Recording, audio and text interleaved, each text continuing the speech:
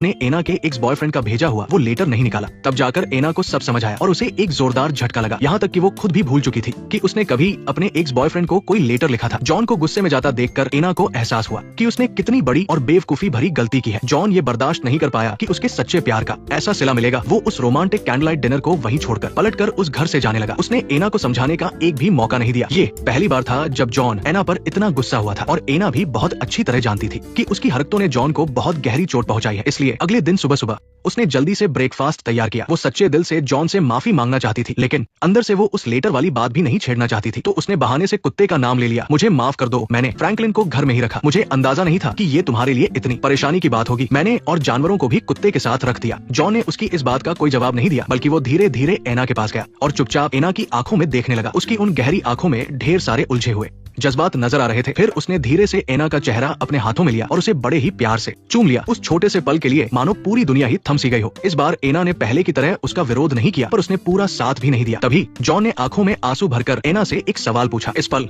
एना का दिल अंदर से छलनी हो रहा था। उसे एहसास हुआ कि उसने वाकई उस इंसान को बहुत दर्द दिया है जो उसे अपनी जान से भी ज्यादा प्यार करता है। पछतावा और खुद पर गुस्सा उसके दिल में भर गया था। उसी रात वो जॉन की बहन के घर गई और उसे अपने बीते हुए कल की सारी बातें सच सच बता दी। उसने बहन को उस लेटर के बारे में भी बताया। असल में उसके एक्स बॉयफ्रेंड ने उस लेटर में साफ लिख दिया था कि वो इस बच्चे को नहीं अपनाएगा और ना ही एना की कोई जिम्मेदारी लेगा। हालांकि एना इस वक्त बहुत उदास और टूटी हुई थी, लेकिन जॉन को और दर्द न सहना पड़े इसके लिए उसने एक पक्का फैसला कर लिया कि वो यहाँ से चली जाएगी। हालांकि बहन को एना की हालत पर तरस आ रहा था, लेकिन उसे अपने भाई की परवाह कहीं ज्यादा थी। इसलिए उसने एना से कहा कि अगर वो जॉन को पूरे दिल से प्यार नहीं कर सकती तो बेहतर है कि ये सब जल्द ही खत्म कर दे। जब रात का अंधेरा फिर से छा गया तो एना को एक डरावना सपना आया। सपने में उसकी नासमझी में की गई पुरानी गलतियां उसे डराने लगी। वो उन यादों में इतनी बुरी तरह फंस गई थी कि बाहर ही नहीं आ पा रही थी। घबराकर उठने के बाद जॉन उसके पास आया और प्यार से उसे संभाला। बस उसकी बातों में पहले जैसी गर्माहट नहीं थी और एना को भी अपनी गलती का गहरा एहसास हो चुका था। वो रोते हुए जॉन से माफी मांगने लगी। उसके हर एक लफ्ज में पछतावा और खुद के लिए नफरत भरी थी। उसने कहा कि जॉन उसकी जिंदगी में आया सबसे अच्छा इंसान है, लेकिन वो खुद को इतनी गिरी हुई समझती थी कि जॉन के सच्चे प्यार के लायक नहीं मानती थी। इसलिए उसने तय किया कि थैंक्सगिविंग के बाद वो यहाँ से हमेशा के लिए चली जाएगी। एना के इस फैसले को सुनकर जॉन बिल्कुल खामोश रहा और उसने एना को रोकने की कोई कोशिश नहीं की। जल्दी ही थैंक्सगिविंग का वो खास दिन आ गया। इस प्यारे और खास मौके पर एना ने डाइनिंग टेबल पर सबके सामने अपनी आखिरी विदाई ली। उसकी आवाज थोड़ी रुंध गई थी और उसकी हर एक बात में सच्चाई झलक रही थी। उसने उस जगह का शुक्रिया अदा किया जहाँ से उसे इतनी सारी खूबसूरत यादें मिली और उन सभी लोगों का जिन्होंने उसे इतने प्यार से अपनाया और बिना किसी स्वार्थ के उसकी देखभाल की। इन कुछ ही